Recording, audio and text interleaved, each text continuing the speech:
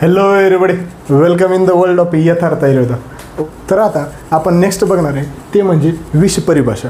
आता विषाची परिभाषा कशी सांगितलेली ते बघूया मित्रांनो. तर त्याच्यामध्ये सांगितलेलं की देहम प्रविश्यम यदद्रव्यम दूषयित्वा रसाधिका स्वस्ति प्राणहरम च स्याद तदद्रव्यम विषमुच्यते. म्हणजे देहम प्रविशम असे द्रव्य जे देहामध्ये शरीरामध्ये प्रवेश करतात आणि ते दूषयित्वा रसाधिकाम म्हणजे रसरक्त धातूंना ते दूष उत्पन्न करतात, विषाक्त उत्पन्न करतात आणि स्वस्थ प्राणहर म्हणजे स्वस्थांचे प्राणहर करतात आणि तशा द्रव्यांना आपण विष असे म्हणतो. म्हणजे असे द्रव्य जे देहावर प्रवेश करून आपल्या शरीरामध्ये प्रवेश करून विषाक्त लक्षणे उत्पन्न करतात त्या द्रव्यांना विष असे म्हणतात, असे त्यांनी संकल्पना सांगितलेली. त्याच्यानंतर येते मित्रांनो नेक्स्ट पॉईंट म्हणजे विषाचे पर्याय नाव. आता विषाचे पर्याय नाव जर बघितले मित्रांनो तर श्वेडस्तु गरल विषम म्हणजे श्वेड, गरल, गड, कालकुट्ट, तीक्ष्ण असे विविध त्यांचे पर्याय नाव सांगितलेले. इथपर्यंत समजलं का? हो की नाही? तर आता समोर बघूया. समोर जर बघितलं मित्रांनो तर त्याच्यानंतर सांगितलेले विषाचे गुण.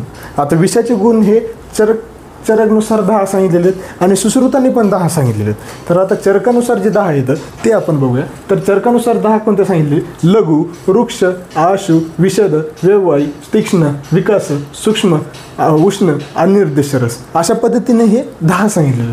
म्हणजे त्यांनी दशगुणयुक्त विषंतज्ञ म्हणजे चरकांनी असे 10 गुण सांगितलेले.